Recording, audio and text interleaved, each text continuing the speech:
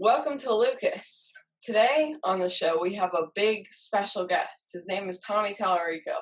He's worked on over 300 games, created the touring experience Video Games Live, and now is the CEO of Intellivision and is here on the show to talk about their new console, the Amico. Yo, well, that's a heck of an introduction. I appreciate it. I sound very important. That's a lot of pressure. I don't like it. Yeah, I'm kidding. I've got a lot of questions. All right. How old are you, Lucas? I'm 14. 14. Let me see. I was when the original Intellivision came out in 1979. Well, I didn't get one till Christmas of 1980. So I was just about to turn 13. So I was your age last year when the original Intellivision came out 40 years ago. Wow. So what do you think I got wrong in that video? It was made very fast. I didn't really Oh research. no, that's okay. Well, there. Well, I mean, there was a few things that I think just some informational things. For example, Intellivision was actually the first 16-bit video game machine. I had a 16-bit processor, which is crazy to think about because the TurboGrafx 16, which was the late 80s, and then of course the Sega Genesis and the Super Nintendo 1989, 1990 were like 10 years later. So it was cool, but it was an actual 16-bit chip, and you could see the difference. If you look at the Atari 2600 that came out in 1977, if you look at the graphics of that machine and then the Intellivision machine, you could actually see, a kind of a big upgrade. In fact, one of the TV commercials or a number of different TV commercials at the time in the late 70s and early 80s was a guy by the name of George Plimpton. George was he was a big author back then and a very kind of well-respected, had this very proper British accent and things. And he would always go on TV and in magazine ads and always compare the graphics. Let's compare the Intellivision to the Atari. Which do you prefer? And it would show like the Atari machine playing, like, which one would you prefer to play? A baseball game. And it would show like 4 dots. And that was like the whole Atari game. And then it would show the Intellivision, which, had the Running Man here. That's still our logo. And you would see like the Running Man animations and all 9 players on the field and all these colors. And he's like, you decide. And so it was pretty funny. So it was actually the first 16-bit machine. I think that one of the reasons I thought it would be good for us to talk is to kind of maybe we could talk about a little bit who our machine is for and kind of what makes it different and unique about, compared to all the other ones out there. Because really, the Xbox, the PlayStation, and the Nintendo Switch, they are very much targeted to that kind of hardcore gamer crowd. Like even the Switch, it's interesting. Games that folks like me and you, because like we're gamers, right? So even games that me and you think are considered casual, aren't casual to like my wife or my mom or something like that. So I don't know if let me see, gosh, you're 14. So the year were you born in 2006? Yes. Okay, so the year you were born was the year that the Nintendo Wii came out. And I don't know if you ever had one of those growing up, but I was raised on I was very big on the retro stuff. So I had a 64, GameCube, a clone console, and a Wii U. Nice. Okay. Well, you had a Wii U. You were one of the only ones who bought it then. No, I'm just kidding. But no, 13 million of us. Right. But that was the incredible thing, is that the Wii, when it came on the scene, it really redefined video games for everyone. Because remember, this was before mobile, right? So, and of course, as you're probably aware, the Wii at the time was the third biggest selling video game console of all time. It did 102 million units, right?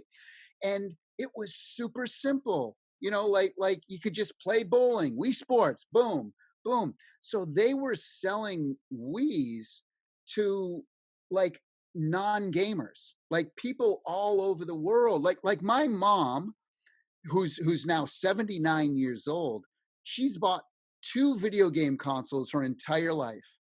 The first one was the Christmas of 1980. She bought an original Intellivision for the home, and then in 2006 she bought a Nintendo Wii because she's like, oh, I can do that. That's easy. And so that was the reason why the Wii kind of exploded.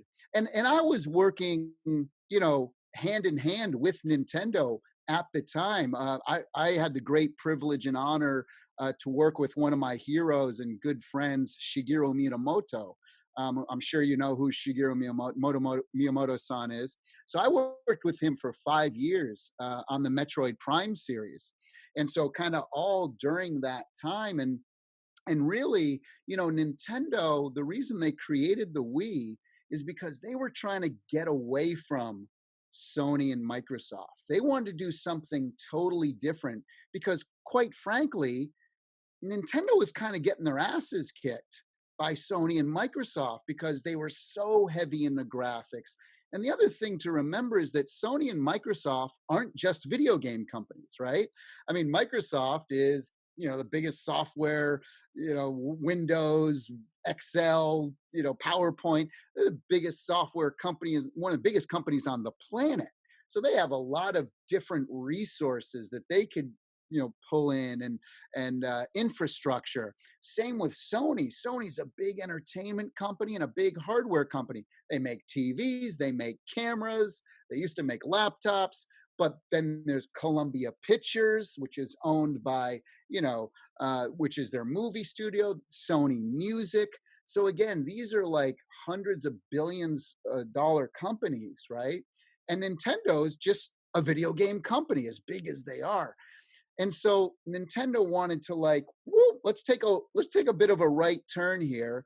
And you know what? We don't necessarily care about the fastest graphics and the biggest multiplayer online system and all this. Let's just bring it back to kind of simplicity and let's, introduce motion controls and things like that.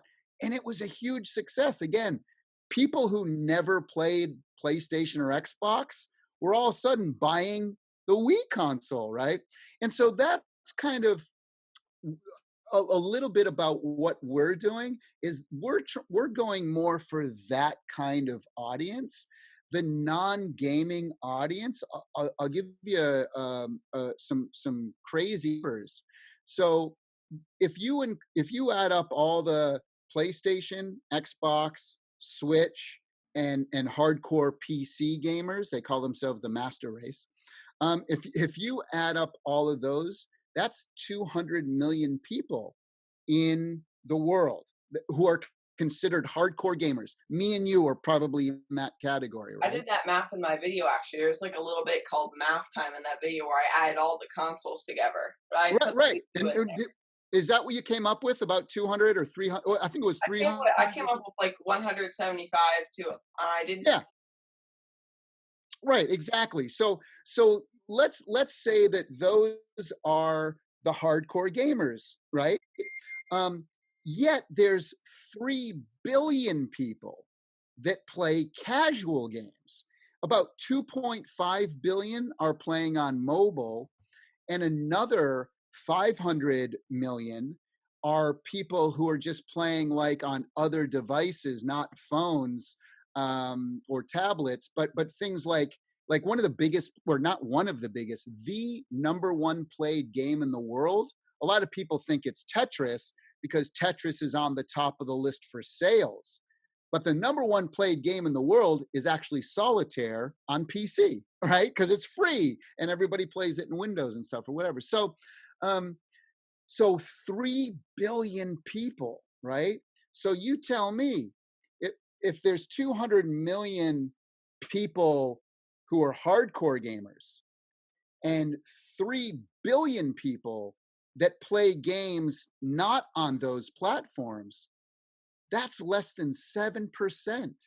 So 7% of the people who play video games in the world are playing on hardcore PC rigs, PlayStation, Microsoft, and Nintendo. Well, that's pretty amazing. Now, you talk about the Nintendo Switch, which I love. I think it's an amazing device. I love all the companies, right? I always feel, I don't know if you feel the same. I'd be interested, Lukas, in your thoughts. But I think in order to be like a true gamer, like you shouldn't really like, because you know how you get like the hardcore fanboys and they're like, oh, I just love Nintendo and I hate Xbox and Sony sucks, or the Sony fanboys who hate Nintendo, or the PC master race who hates everybody. I don't know. To me, I think to be a true real gamer and a real fan of gaming, like why not love, like shouldn't you love everything? Like I find good things about mobile gaming. There's stuff on PC I love. Like I don't really like dislike any company. I just love games. So what are your thoughts? I mean, I mean, obviously everyone has like the consoles that they like more, but I don't know. I just see this culture of people like not liking Xbox because they're Sony fanboys. I don't know. What are your thoughts? I'm big on Nintendo, but I appreciate like Sony for putting multimedia Uncharted, things God in of War. games, and Yeah. Microsoft for creating the online infrastructure and stuff, and Yeah. 3DL. Yeah. Well, you know the guy who created Xbox Live works for Intellivision now, Jay Allard. Yeah, Yeah, he's the guy I who saw that created. in your people page. Yeah, yeah. So he's pretty amazing. We got a heck of a team here. We really do. But anyway, so that's, and the other big thing. So we're trying to go for those casual gamers. So you know what? Intellivision Amico might not be for you. Like you maybe. Now I think you're gonna like it when you play it eventually. I really do, because we do have gamer games on there as well. It's not just all hyper casual stuff, but the whole idea behind the system is it's a machine that people don't have to feel intimidated by, and that no matter what your skill level, you can jump in and play together. That's the thing. Like a lot of games that, like, like me and you might think a game like Overcooked is like a super casual game, right? We're like, yeah, that's pretty good, and it's a great couch co-op game, and that's probably considered a casual game on the Switch. But like, my wife sits down and we want to try to play games together, and she's like, um, so wait, the idea of this game is to cook and clean dishes? Like, why the hell would I want to do that? I don't like doing that in real life. Why would I want to do that? And then there's like the timer, like the 2-minute timer or whatever. She's like, this is too much panic. Like, there's too much, like, I just want to relax. I want to just like pop some bubbles or match 3 and Candy Crush with whatever it is.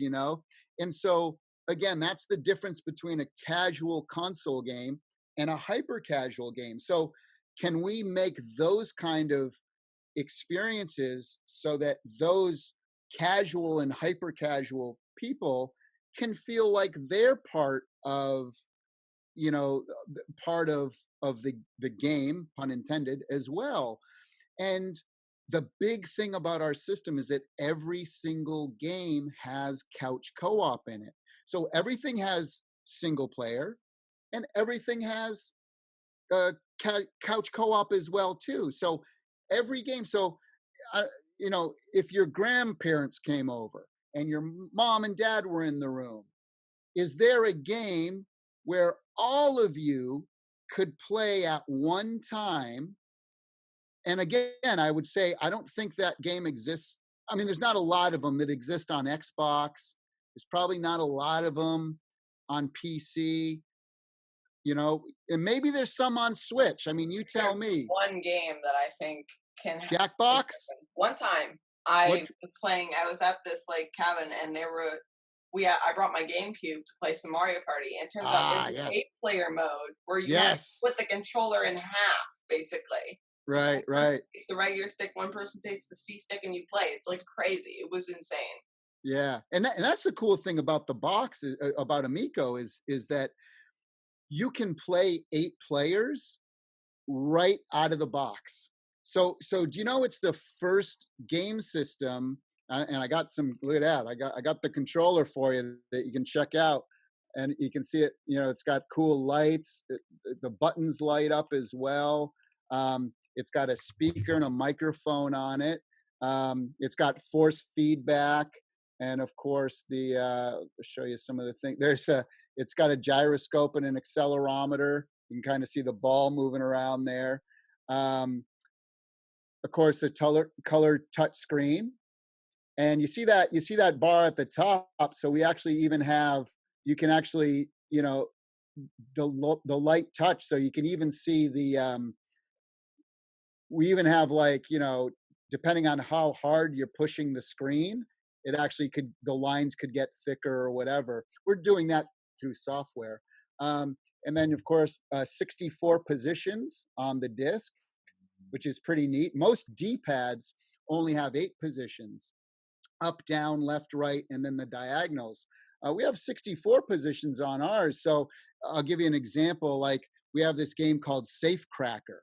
So imagine this dial becomes the dial of the safe, and so you can kind of hear it, like, and you can click it because a little sound comes out of the speaker. And we also have force feedback, so you're trying to crack this safe, and you're going like click, click, click, click, click, and then all of a sudden, kadoosh, and like it makes a sound and it vibrates. You're like, oh shoot. And then you go the other way to try to crack the safe. So there's really fun things, with 64 positions as well. But then you'll also notice the harder I press down on it, see how that green light goes up, the green bar goes up, because we also have, the harder you press. So like on our skiing game, for example, if you start pressing harder, the skier just goes a little bit more down, on there. Wireless charging. So you just here, I got one of the machines right here. And this is and so you can see that it goes boom, it fits right in there, so it charges wirelessly as well. And then there's lights all around here, which again really we incorporate into the gameplay. And so that's kind of what we really wanted to do, is to create something new and unique. And it's not traditional, it's not like PlayStation and Xbox and the Google Stadia controllers. They're all kind of the same. Switch does it a little better, a little differently with the Joy-Cons. But this is like combining all the best parts of mobile with the best parts of like a tactile controller as well. But anyway, I feel like I'm dominating the conversation, and I don't mean to. I get so excited about this stuff when I get going. So you'll have to cut in on me whenever you want. Don't feel like you're being rude. Okay. But ask me some other stuff. Okay. So when I was scrolling through the website, I found something that really like made me interested in the Amico. Okay. The fact that physical games are going to be like a rarity, it's just going to be like a limited edition type thing. Yeah. Very interesting. How are you planning to do that? Are you just going to put games on SD cards and put them in the SD? No, we're not doing that. We do have an SD card slot in the back, and that's so that you can download more games as well. Similar to the Switch, you can put a 64 gig or a 128 in there, and we'll be, selling those as well, like, little Running Man, little, SD cards. But the physical media isn't something that we've announced, like exactly what it is. We're going to be doing that in July. We're going to have a big online press conference probably. Because we were going to have a big thing at E3 this year, and of course with COVID and Corona, that all got canceled. Then we were going to do it at Gamescom, which is even bigger than E3 over in Europe in August, and then that got canceled. So we're going to do something really special as kind of like a virtual video online. We're going to be, and I'll be showing the different types, because that's the cool thing is we don't just have one one type of physical media. We actually have different types of physical media, which that might be a first in the video game industry. I'm not sure, but I'm pretty sure, because it's either usually a disc or a cartridge or something. But we actually have a combination of different things. So depending on what you like collecting, you could collect certain things, types of media for the device. Kind of neat. Do you expect the Intellivision Amico to compete with the Atari box, mirroring how the Intellivision fought with the original Atari 2600? No, because we're going to kick their asses, so they're really not competition for us. But no, Yeah. but I say that tongue in cheek. I don't. Look, I hope that Atari and the Atari box, Atari VCS as they call it now, I hope it gets out there. I hope it succeeds. But I will say this: I hope it makes it out there, because we are going to kick their ass. And again, that's just me kind of being funny, because I don't want anyone to fail, of course, but as a diehard Intellivision fan from the time I was your age, I can tell you that Atari's been kicking our ass for 40 years. Let's be honest, right? Back in the day, we had 20% of the entire video game home console market. We were doing about $500 million a year in gross sales back in 1980, 81, the early 80s, 82. That's the equivalent of $1.4 billion in revenue in today's money, if you adjust for inflation. And we were only 20%. Atari was like 70%. So as big as we were, they were like 3 times bigger than us, right? And so at least 3 to 4 times, 5 times, some in certain instances bigger than us. And so we've always, they've always been way up here on that list, and we're always we're in the game. It's interesting. Think of the Xbox today. So the Xbox One, that's about 20% of the industry. So back in the day, we were kind of like the Xbox One, and Atari was like the PlayStation 4, So we're, again, I hope they come out just so we can pound them into the ground, so I can have a little fun, but I don't want to, I don't want to come across as being, like that, but it's just kind of I think it would be fun to bring back the rivalry a little bit. And I'd put my money all day long on Intellivision this time around. Took us 40 years, but we finally beat them. The Amico's a little bit more of an original idea. The Atari VCS kind of feels like a Google Stadia, but with that Atari flair. Yeah, to me, it seems more like a Steam box almost, Yeah, right? that's what I was thinking. Yeah, and again, if I was running Atari, and I have friends over who work at Atari, so again, I don't want to seem like I'm putting them down. They're great folks over there. But like if I were in charge of Atari today, I would say like, okay, like what I would do is I'd go out and do a deal with Steam, and I'd say, hey, Steam, how about, I'm going to generate a lot of extra revenue for you guys. We're going to brand Atari, and every single person who owns an Atari VCS will get 20% off or 25% off every single Steam game or something, right? Like put it right on the thing and just own it, and then it could become like this box that people can hook up to their TV, because like I love indie developers and I love Steam, but it's kind of a pain in the ass because I can only play Steam like up on my computer in my studio where I'm talking to you now. And I'd love to be able to play multiplayer couch co-op with my wife downstairs in the living room on the TV and things like that. So yeah, I think if they position themselves right, but man, it's kind of confusing. I think they're trying to do too much, and there's this thing in our industry, it's called feature creep. That's when you want to do all these things and then you do so much and it's like, okay, now what's your message to the consumer? Well, we can play Netflix. Well, my freaking refrigerator can play Netflix now. Like, I'm serious. Like, I have a screen on my refrigerator and I can play Netflix. You can, well, you can boot it up into different operating systems. Like, that's going to confuse the hell out of the average consumer. So boom, you just lost those 3 billion people I was talking about. Goodbye, they're gone. So now you have to focus on the 200 million gamers now. And you say, well, is it more powerful than an Xbox and a PlayStation? 4 or 5? No. Okay. Does it,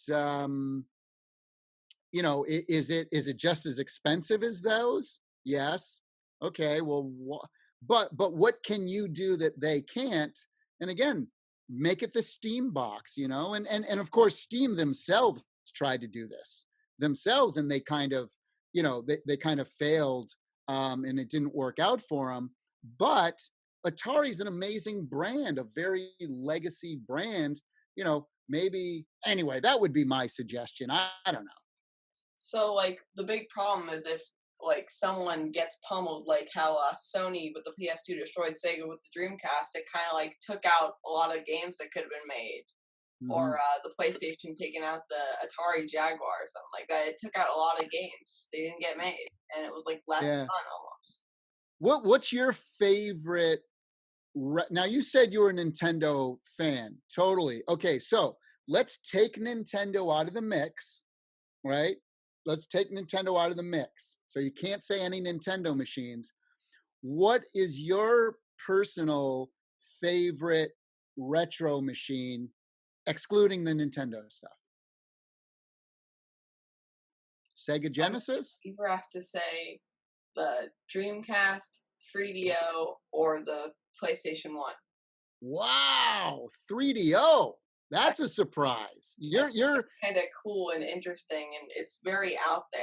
I have a it couple. did. I mean, I did 2 games for that system, and one of the games was Demolition Man. I don't know if you ever saw that movie with Sylvester Stallone, and it was really kind of fun. In fact, I heard they're doing a Demolition Man 2. I heard they're doing another movie of that. I don't know if I was supposed to say that publicly, but anyway, so I got to work with Sylvester Stallone for a couple of weeks. It was so cool, and Joel Silver was this very, triple A producer. He did everything from Predator to, all sorts of amazing movies. I worked with Wesley Snipes, and that was a really fun project. But we put out Demolition Man for the 3DO. But that's that now. So you have a 3DO then? I don't have a 3DO. It's too much money. I was going to Right. get one I was going to say there's still too much money, aren't there? really soon, but then I thought if I get a 3DO, that's like I could get a whole much more machines. Like I could get more Right. stuff, and then when I have more disposable income, then I can return to the 3DO.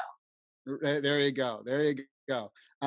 So I don't know if you've ever seen, there's a video on YouTube you should check out if you like retro gaming. There's a guy by the name of Smash JT, and he came over my house and he recorded, I was showing him a lot of my retro machines. I have about, I think, 200 retro machines. But all of my machines are from like 1970 to like 1990. So generation 1, generation 2, gen 3, and a little bit of gen 4. But and you could see like all these weird shapes and colors, like on consoles and stuff, and weird stuff like the SG-1000. And maybe you have I a got it. Backtracks. What's that? Which one? You have a Backtracks. That's like Dude, Dude, you're gonna freak out. I was just playing my Vectrex this morning. I swear, it's sitting right. Watch, look at it. What do we got here, my friend? It's right there, sitting right next to me. Yeah, I was literally playing it this morning. And this one's cool. This is the very first video game machine I ever owned. This is my personal one. My dad bought it for the household in 1975. It's the Coleco Telstar. This is my actual machine. I've kept it my entire life. And it was basically Pong, you know. And they had like, hockey and tennis and squash. And it was basically just Pong. But They have a sequel to that console called the Telstar Arcade. It's like a triangle, and there's like wait, hold on. Hold on. It's crazy.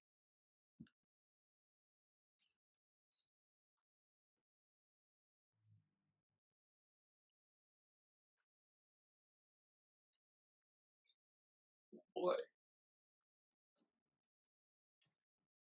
You're talking about this, right? Yeah, that thing's insane. Yeah. So a lot of people don't know this, but so the guy who invented this, his name was Ralph Baer.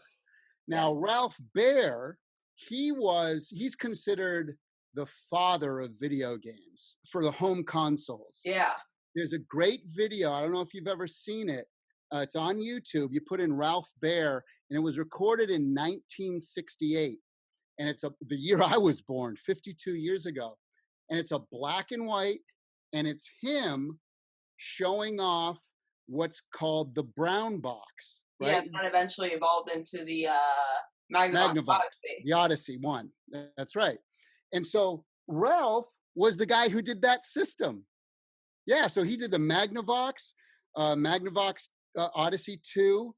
And he also, you remember the game, I want to remember the game, but do you know the game Simon? It's like, yeah, that's like it's like the 4 colors and you boop, boop, and you have to repeat it. Yeah. Ralph did that as well too.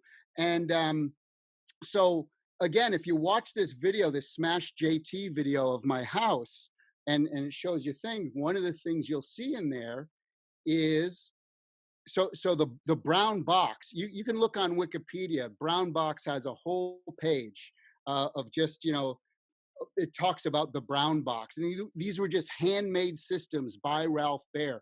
Well, Ralph was a very dear friend of mine. I met him in his mid 80s, I think, when he was like, or his early 80s. He lived to be, I think, 94 years old. But a very dear friend of mine. I would go to his house. He lived in, was it New Hampshire or Vermont? Now I forget. I think New Hampshire. So I've been over his house. I'm friends with his son. And when I did my big PBS special, I did a big concert, my video series, Video Games Live. I did a big PBS concert in 2010. And I invited Ralph, and he was on the show, and he brought one of his original brown boxes. He brings it, and we picked a kid out of the audience, and he played, and we had it up on the big screen, and the kid played the brown box, which was basically Pong, with Ralph Baer on stage. And I had I had done it in New Orleans, so I had the Louisiana Symphony doing all the sounds for the game, boop boop, live in real time. Well, and we did a whole expo. You know, we did a whole interview with Ralph and his whole career and everything. And but the amazing thing about that is that after the PBS special, Ralph gave me that brown box. So there's only, I think, 10 in the whole world. And one of them's in the Smithsonian Institute in Washington, D.C. One of them his son has. One of them is in the Computer Museum in San Jose, California. One of them is in the in a museum in Germany where he was born. And there's like 2 or 3 other ones. And so yeah, that was, and I got him to sign it for me. It's the holy grail of consoles. The thing's probably worth millions, but of course I would never sell it. I've got some other questions. So, are you open to the possibility of like E&E 10 plus games, like say the new Rabbids game would come to the Amico? So all of our games are E or E10 plus. So, and if you think about it, Lucas, every single Nintendo first party game, which is all their greatest games from Zelda to Mario to Metroid, even you know uh, um, Smash Brothers, Pokemon, Pikmin, whatever. All Mario Party, as you mentioned, Mario Kart, all those games are E10 plus or under, right? E or E10 plus. There's no teen games. So what teen rated games means, there's mild bad language, there's mild violence, mild blood, mild sexual content, and so that's why I decided I don't want to do teen or over games, because we want to create something for the family. Like, for example, have you and your family ever been down to Disney World or No, Disneyland? always been more of a Universal guy. I was Universal going to guy. go, but the coronavirus started. Fair enough. Fair enough. But you're like, when you go into Disneyland, like Walt Disney is one of my heroes and the man. And when you go into Disneyland, you don't have to, you don't have to worry about it. Like, you're going to get a certain type of thing. And so when we did a lot of testing, focus group testing with parents, with, not gamers, but with the audience that we're trying to attract, one of the big things was that as parents, they're always, parents need to be parents. Like they're the ones who are ultimately, the one, you know, in charge of what their kids see. Now, it's impossible to, I'm sure there's stuff that you do in your see that you don't tell your parents about and they have no idea, right? But but but I know when I was your age, I was doing it all. But by having something, especially for younger kids, I mean, you're a teenager now, but especially for younger kids, parents just don't want to have to worry about it. That was one of the big things that parents and families loved about our system, was that they didn't have to worry about it. They didn't have to learn what the ratings are or check to see this or check to see that. So we that's one of the things that makes us unique and different, because again, I don't consider ourselves in competition with Nintendo and Sony and Microsoft. There's all that kind of content. But by the way, just to let you know, I'm not against any of that stuff. In fact, Lucas, if you like know anything about my career, or if you go on YouTube and look at my TED Talk, I've been fighting for the video game industry for over 30 years, fighting for freedom of speech, that creators should be allowed to create whatever the heck they want, right? Now, that doesn't mean that I think that young kids should be able to do it, but I do think the artists should be able to create it, right? So I'm not against that stuff at all. In fact, I fight for the rights of folks to make that my entire career. And that's why I did a TED Talk based all about that. If you put in TED Talk Tallarico, it'll come up. It's 17 minutes. Give it a watch, and you'll see all the points I was making throughout that, which was basically my bottom line is that video games get this bad rap because it's like, oh, it's turning kids violent and all this stuff. But what you never hear is the other side of that, which is video games inspire people. They inspire people to create, whether it's a cosplayer who's working on a costume, or an artist. If you go to like deviantart.com and put in Final Fantasy or Warcraft or Zelda or Mario, you'll get hundreds of thousands of pieces of art. Or if you're into music, check out a website called ocremix.org, which is all of like music people from all over the world remixing their favorite video game music and uploading it for free. There's literally tens of thousands of songs on there. And so video games inspire people to create, and that's kind of what my TED Talk was about. And so, that's something that's, that spirit is kind of what we want to capture within television. But I just don't feel the need. I want it to be family friendly. I want the parents and folks out there just to not to worry about it. Because you know why? When I was growing up in the 70s and 80s and even into the mid 90s, we never had any of that stuff in our games. I remember the first game was like Mortal Kombat, and the guys who make Mortal Kombat are great friends of mine. So I don't want to Ed Boon and and John. So I don't want to seem like I'm crapping on Mortal Kombat. I worked on Mortal Kombat, the third one. So I think it's an amazing game and super creative guys. But like in the 80s, now there were a couple of like off the charts, like weird porno, like, what was it? The Colonel Mustard? No, that's Clue. There's a couple of games on the 3DO, a couple AO games, like. There was a couple of AO games on the 3DO in the mid 90s, exactly.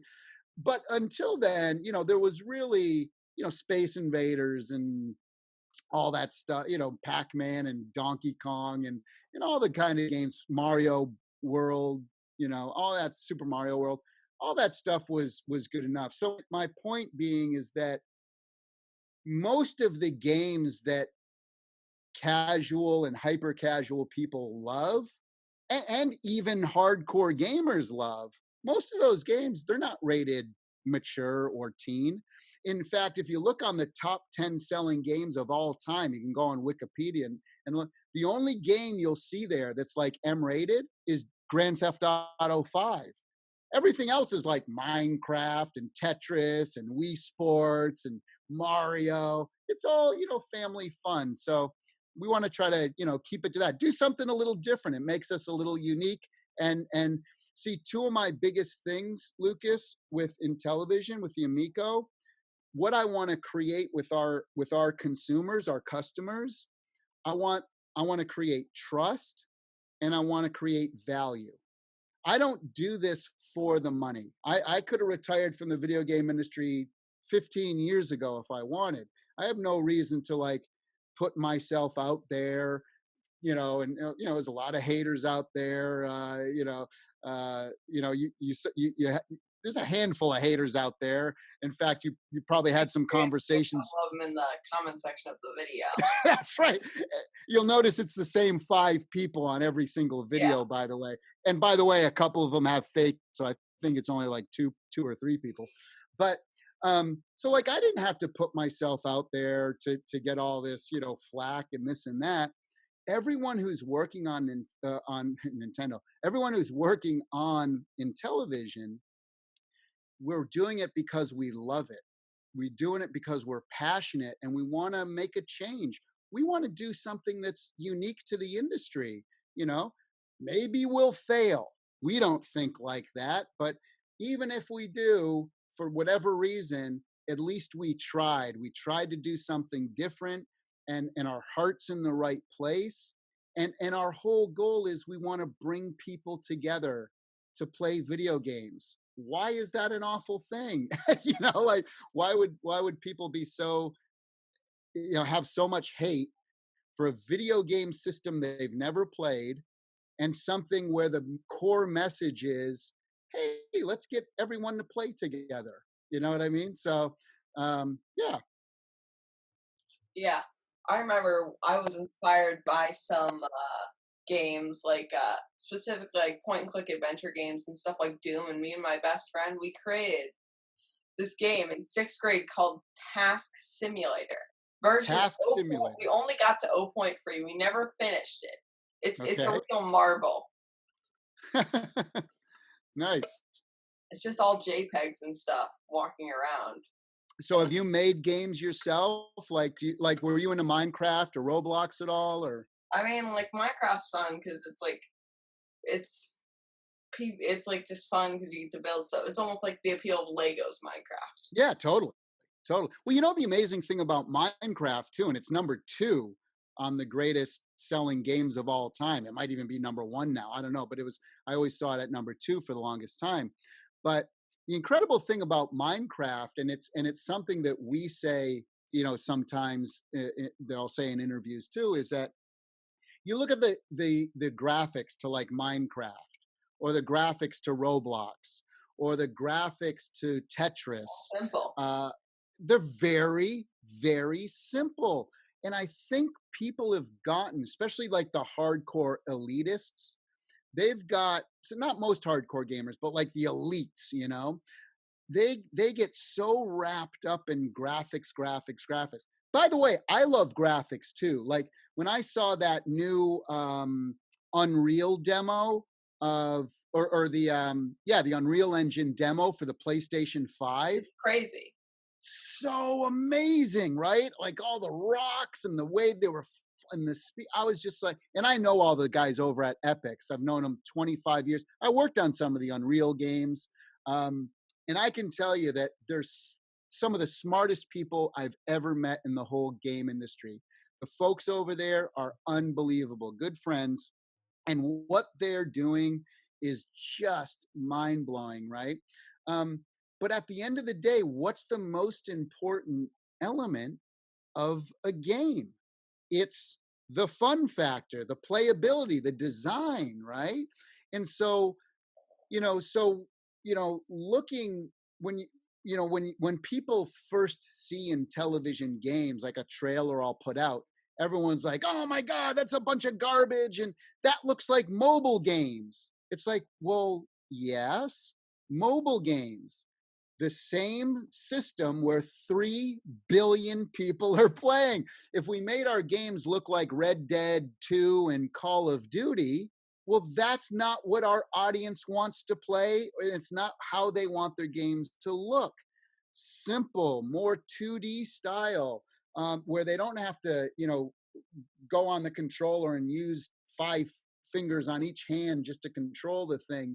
Dual analog sticks, strafing, buttons on the shoulder. Now PlayStation just put 2 more buttons behind the thing. Oh my God, just what we needed. And so that's the kind of thing that, we want to just keep it simple. And again, we're not competing for graphics. No one's going to buy our system because they think we got great graphics. They get it because it's simple and it's not intimidating, Yes, the same premise behind the Wii, that blue ocean strategy, basically. My God, man, I'm very impressed. I tell you, I wish I knew as much about video games when I was your age. You're gonna be. I'm not just saying this, but I think you're gonna be a big person in the video game industry someday, and I'll be able to say I knew Lukas back before he was in the video game industry. He interviewed me when he was 14 years old. I'll be like, I don't know, 80 by then, or 70 by. I'll be like, well, no. Let me see. 10 years from now, yeah, I'll be in my 60s, but I'll say I knew him back then. No, that's amazing. I mean, you seem to have a lot of passion, but what I love about you is that the retro stuff too, man. That is so important. There's not a lot of kids your age who who know about the classics. Now, let me ask you, was this something that your mom or dad or maybe grandparents like what was the catalyst of you loving retro stuff? Do you Well, remember? like the virtual console on the Wii U kind of got me into it. Then watching Ah, retro video game YouTubers got me into some of the more obscure stuff. And cool. What are some of the guys you watch? The I watch like, oh boy, Metal there's like Jesus? Re-Res and Re-Rise is great. Yeah. oh man, I am at a loss. What YouTubers have I been watching? Metal I guess I used to watch Jesus. like the Nerd when I was little. Which one? The Nerd, the AVGN, like when I was little. Oh, Yeah, when I the was, angry video game nerd. Yeah. yeah, it's like a comedy based Oh video. yeah. No, he's funny. I just watched one of his videos. I think he posted it a couple weeks ago, or it might have just, I don't know. You see stuff on your feed, you don't know if it's new or old, but where he went to the very last Blockbuster ever. I don't Blockbuster was a place where everyone used to go in the Yeah, I know about 80s and Blockbuster. They used to have one like a couple blocks away. They closed yeah. one small, but Right. I remember. I think this last one was like someplace in Oregon or Washington or something, but he went to it with his buddies. It was pretty funny. It was so cool. The last black blockbuster on earth. It's funny. They have like merchandise. They have like a sealed case with membership cards. You can still get them. That's yeah, yeah, exactly. And they have like T-shirts and stuff. Yeah, he's fun. I met him a couple times. And there's this other YouTuber called like Adam Korak or something. He does like retro. He does retrospectives on the most obscure consoles in the world. That's how I Well, learned this about stuff is like the Jag and the Amiga CD32 and stuff like that. well, I'm gonna do a shout out to all of the retro YouTubers out there who do that kind of stuff. Look at what you've helped to get a whole new generation of people excited about retro gaming. So for all those retro YouTubers out there, keep doing what you're doing, because this is how we keep this stuff alive. Yeah. Have you ever been to the video game museum in Texas? No, I've never been out of the time zone. I've been like Oh my gosh, Florida, okay. New York. I've been like on the edge of the time zone.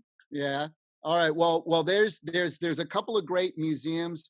There's one in New York, in I think the Syracuse area, and then there's one in Texas, around the Dallas area. And so, uh, when you're old enough, or when you're ready to go to those two, it's called the Strong Museum, is the one in New York, and then the other one is the Video Game Museum. Right? Did I get that right? Um, and they're both owned by dear friends of mine. So when you are ready to rock and want to go to one of those, you let me know, and I will get you a personal invitation and a personal tour from the people who own those and run those places. You and your family or whatever, we'll get you down there, and we'll get you all hooked up. So you just let me know. Yeah, I do have another question here. About two-thirds through the meeting time. Okay, Okay, I have a question about the Amico. Is it sure. designed to fill the hole in the gaming market the Wii U left for an asymmetrical games console for the whole family? Well, I wouldn't say the Wii U did that. I would say the Wii did that, right? But Well, but yeah, but the Wii U had the touch screen it and had the asymmetrical gameplay just like the Amiga. oh, I see what you're saying. I'm sorry. I misrepresent. Yeah. So, it was interesting. I never felt, of course, the Dreamcast had the VMU, Yeah, right? That was like that's the what I was first thinking about. controller, which I love. I love the Dreamcast. I was hoping that you probably heard there was like the rumor about, oh, this big rumor about Sega, and then it ended up being like, Game Fog, or Maestro or whatever. well, in Fog Gaming and Japanese arcades. It's like, yippee. Yeah, and the micro Game Gear, like, what the hell were you thinking? Um, I would have liked the Game Gear, but if it was like this big, it would have been cool, not like this. But I was hoping they were going to announce like a Saturn Dreamcast Mini or something. I thought that I think the Sega Dreamcast is probably one of the most underrated um, game systems now. I think it's still sold like 12 or 13 million Yeah, units. And it's again, all if just like a little like 5 units under the Saturn, which is kind of yeah, right. And so I love that system. But um anyway, so yeah, the and so they did the screen first, and then of course you had the Wii U, and I never felt like the Wii U was like it didn't utilize it to its greatest potential, because if you wanted to buy a second controller, Wii U controller, to have a second person have a touchscreen, that was $179, right? And so what we were trying to do with this is, you know, everybody, what if everybody had a screen, right? And you could do that out of the box.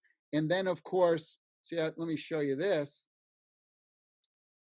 So this is so of course, here's our controller here, but also, and it comes with two I don't think controllers. they even really sold Wii U gamepads separately. I think it was like Yeah.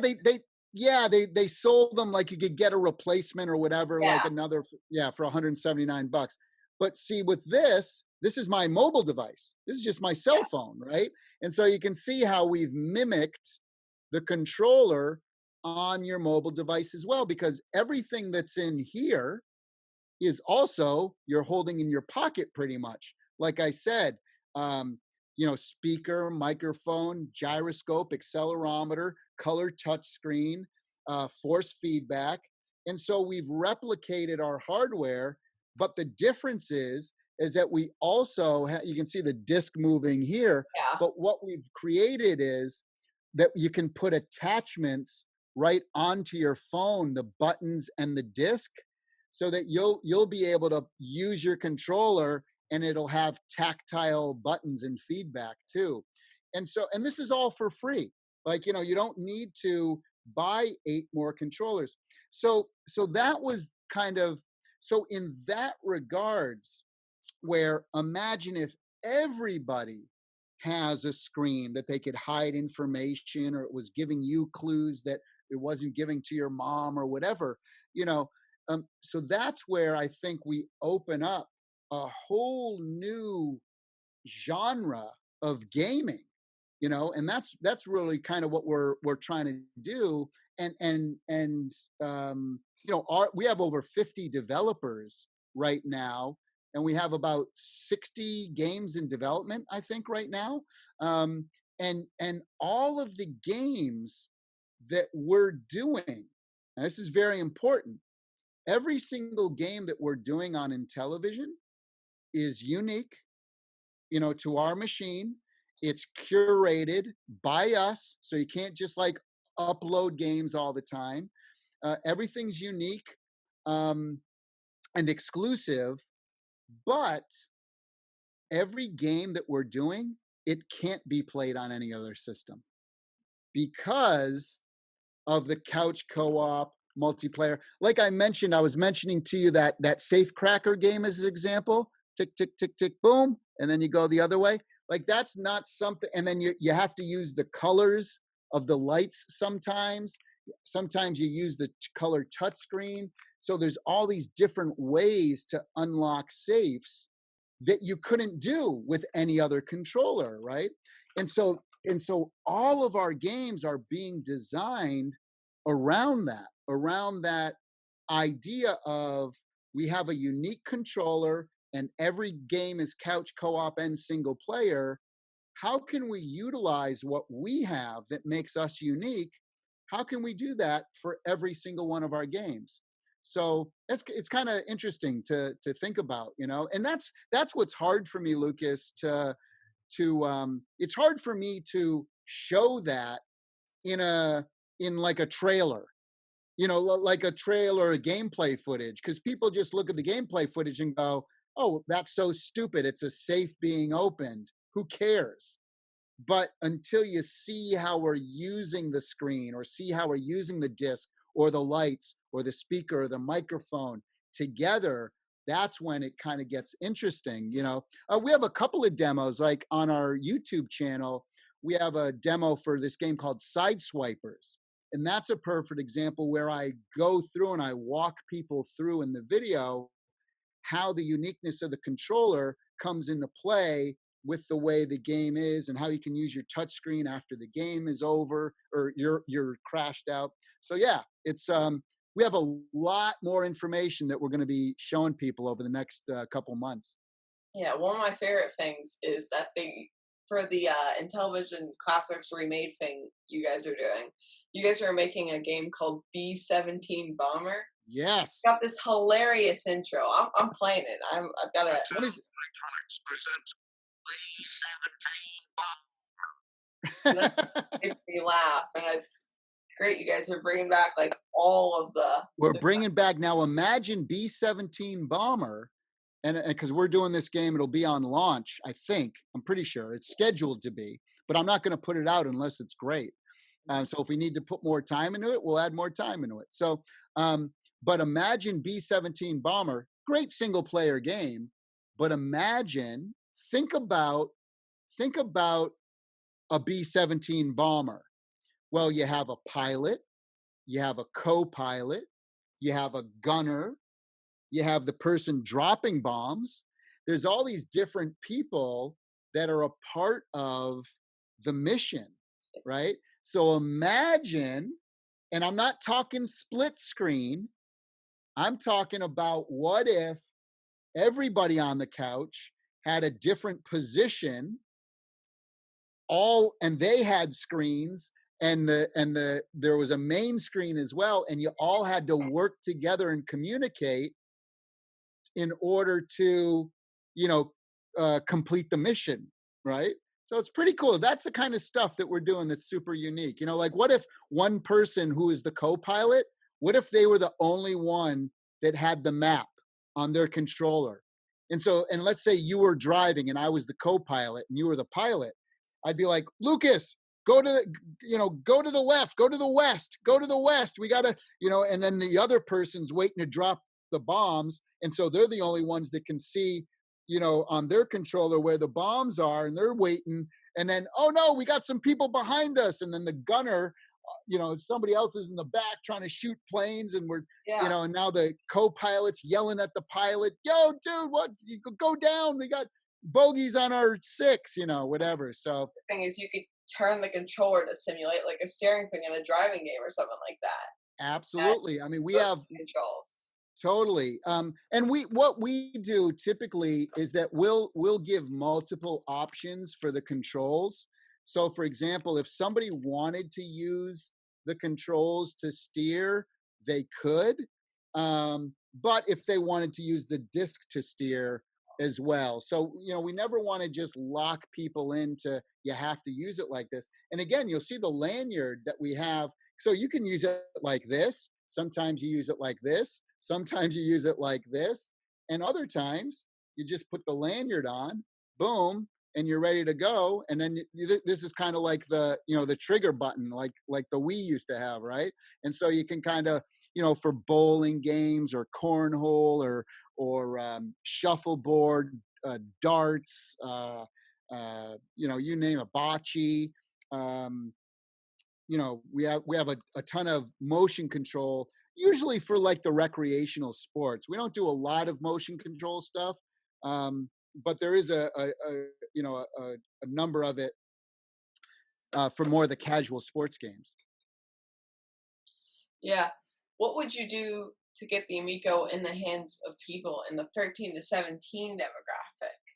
Well, see, that's the interesting thing, is that when I guess I'm gonna give the question back to you, Lukas. You tell me, you're in that demographic. How would we get the people in your age group? Because, like, to be honest, when we look at all the different age demographics, we do a lot of focus group testing with people, and the people who are most attracted to what we're offering are typically like casual non-gamers who have families, maybe kids between the ages of like 2 and 7 years old. So those are folks between the ages of like 35 and say 50. That's our number one demographic target. Number two demographic is my age group, 50 and over, like 50 to 60 years old. Now, the 2 to 7 year olds, again, 10 and under is another big demographic. They kind of fit into the family demo. And then the third demo after that is actually people 60 and over, so grandparents. So the very last demographic on for Amico, when we focus tested it, the last demographic is the one you just mentioned. It's literally at the bottom, because typically kids your age, they're into, they go from like Roblox or Minecraft into the Switch. Then they get into Fortnite by the time they're like 12, 13. And first-person computers. And then computers, and then PlayStation, Xbox by the time they're like teenagers, right? Yeah. And so that's kind of a typical, thing for them. And a lot of folks, a lot of kids that age, it's like, kind of the rebellion years, and they don't want to spend as much time with their parents. They start to become a little bit more independent. So family time with them is a different dynamic that it was when they were 8 years old or 7 years old. And so I would say to you, you tell me, Lukas, how do we get to kids your age? I don't know. And you know what? Maybe the answer is we don't, and that's fine. But I'm curious to know what your thoughts are. I mean, you've already got me hooked. I mean, I like this product a lot. You I do? Okay. Well, this is good. See, I didn't know this because, your initial video, you didn't seem too excited. Yeah, it wasn't. Fair enough. That's why I looked and researched. I like the product. I'm definitely gonna. I might pick. I'm probably gonna pick one up. Great. I love to hear that. But so tell me though, how do you think I could get more folks your age interested in the product? Like we're going to do a lot of mall tours in store, because I think when people play it and they see their parents playing it, and they'll be like, what the heck? But you tell me, where's the best way to go? How do we do it, Lukas? I'm going to make you my senior global vice president of marketing for the 12 to 18-year-old demographic. Go. So what got the Wii into, like, what made the Wii very, like, big for 13 to 17-year-olds was, I guess, the focus on legacy was kind of interesting. Like how my grandmother had a Wii, but she didn't know that it could play GameCube games. It had this robust emulation thing. Right. And you guys are already kind of doing that with the Intellivision games being the retro reimagined, not only in television, but I went out and I got all the Atari games. Like a 10-yard fight, and like there's Moon Patrol, gym game coming, and then there's all this other stuff. Yeah, exactly. Earthworm Jim, Moon Patrol, Burger Time. I went out and I got as much stuff as possible, and and so we're going to have that legacy stuff there. That's going to make up 20% of our entire library. So 1/5 of our whole library is just going to be what I call retro reimagined. Yeah. Now, does your mom and dad play video games?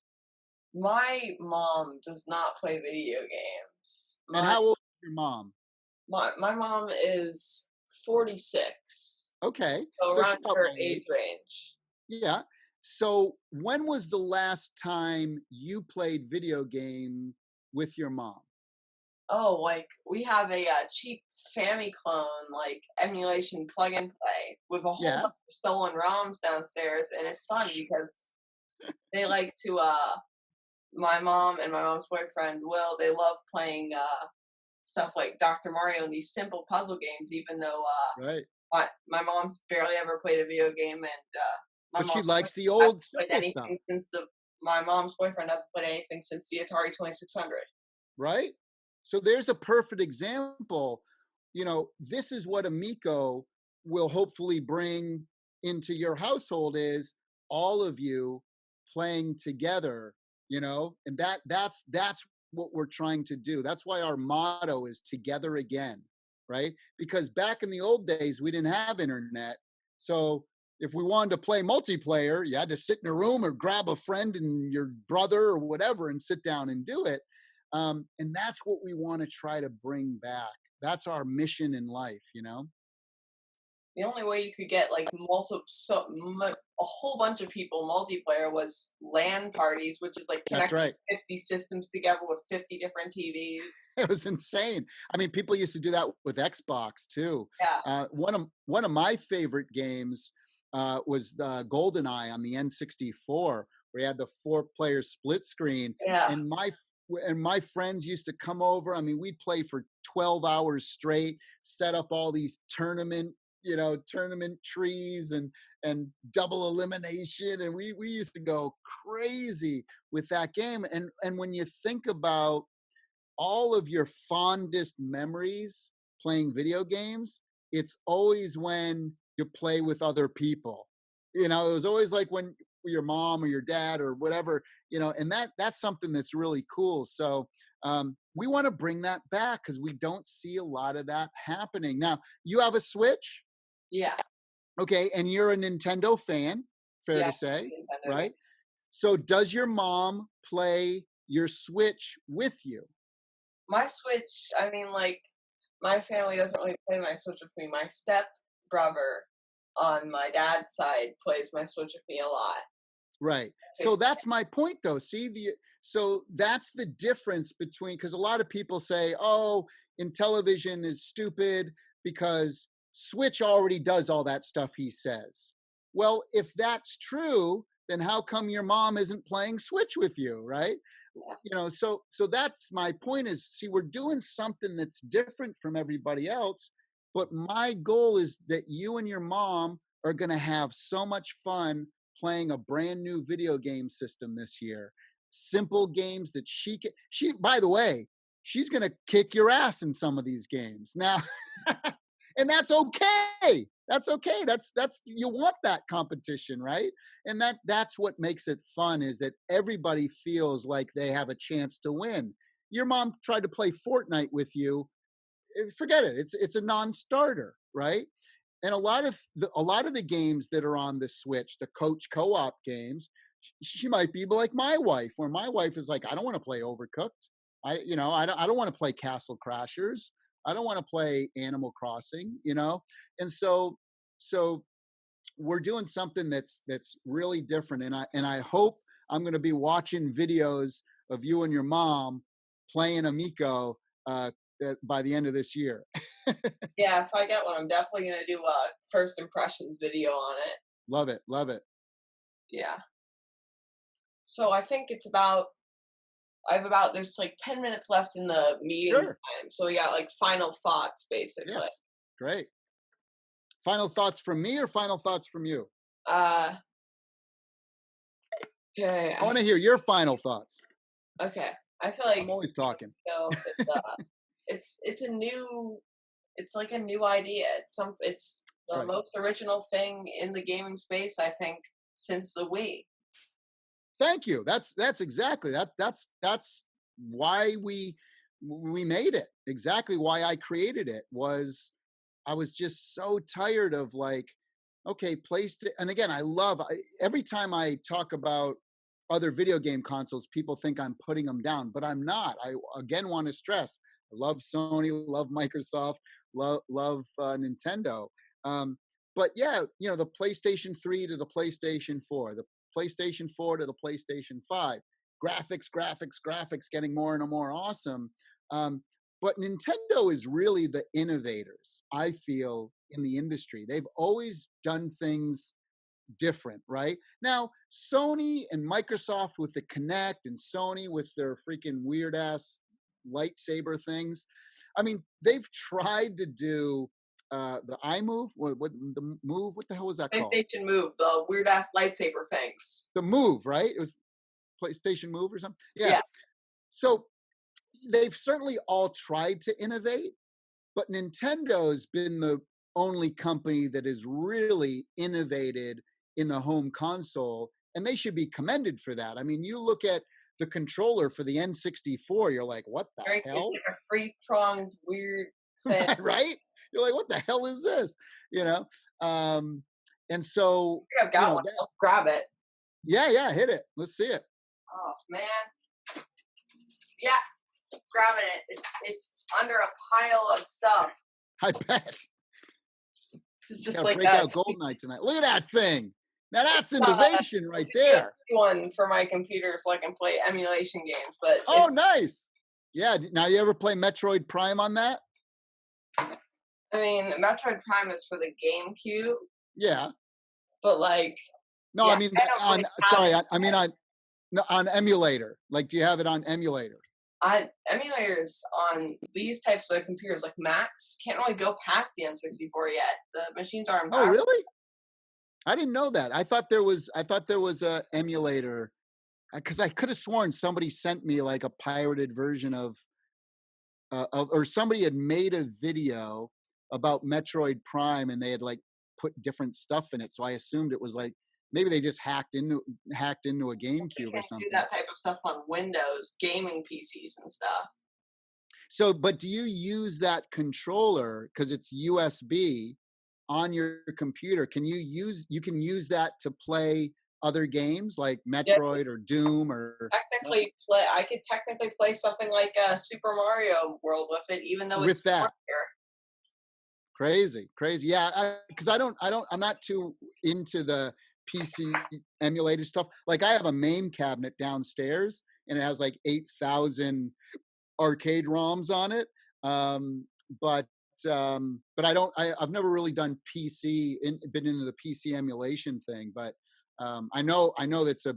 I mean, MAME is that, but you know what I mean. Like I don't not for the old game systems, just the arcade cabinet stuff. But so I don't know Yeah, too 'cause much like about an it. arcade game in the home, like an actual version, would cost either like $300 for an arcade one-up cabinet, or like thousands of Yeah. dollars for like an actual machine, or like something like one of the new ones they make exclusively for home use. Yeah, Just I like had mine wow. hand built. My main cabinet's hand built and it's freaking epic. Awesome. I mean, subwoofer in there. Like you play Donkey Kong, it was like dun dun dun dun dun, and like the freaking cab is shaking. It's pretty epic. Big old screen in there, all the controls, the roller balls, I even got the spinner knob so I can deal with Tron and all that stuff. But anyway, Well, okay. Oh boy. So yeah, that device, it's very interesting, that device. I also like the retro ecosystem on it too. That's a big thing. And yeah. like this the retro reimagined thing, that's kind of a thing that's not really been done that much before. There's been like a couple there's like the Rebirth games on the Wii, and there's like Sega Arcade Classics collections on like the PS2 or something that'll kinda make it better. Well, been done. Like, have you ever played R-Type Dimensions? Like that's an epic game where it was like they took the R-Type, the original R-Type from the '80s, and then they reimagined it in real time. So at any time you can push a button and go to the original game. It's really cool. It's kind of like there's a Halo collection on Xbox One. I've never purchased an Xbox console, but Uh-huh. like there's like a little switch. You can just switch from classic graphics to the new The graphics. And new the new graphics, graphics that's is great. actually worse because you can't see how many bullets you have. Oh shoot. All right, makes sense. Yeah, I do have one more question. Shoot. The big one. Yeah. Can you say subscribe to Lucas for everybody here? Absolutely. Yeah. Let me see. Let me give you something something good. Look, for all you gamers out there, especially the retro run. No, let me do that again. Take two. Take two. Uh, hey, for all you gamers out there, especially retro ones, you gotta subscribe to Lucas right now. Have you ever known a kid this young who's into retro games? Come on, show Lucas some love. Hit subscribe and then hit that bell thing so you get notifications every time he puts out a video. You're going to want to see it. Yeah. Very cool perspective that we don't normally see on YouTube. So everybody's got to show some love for Lucas.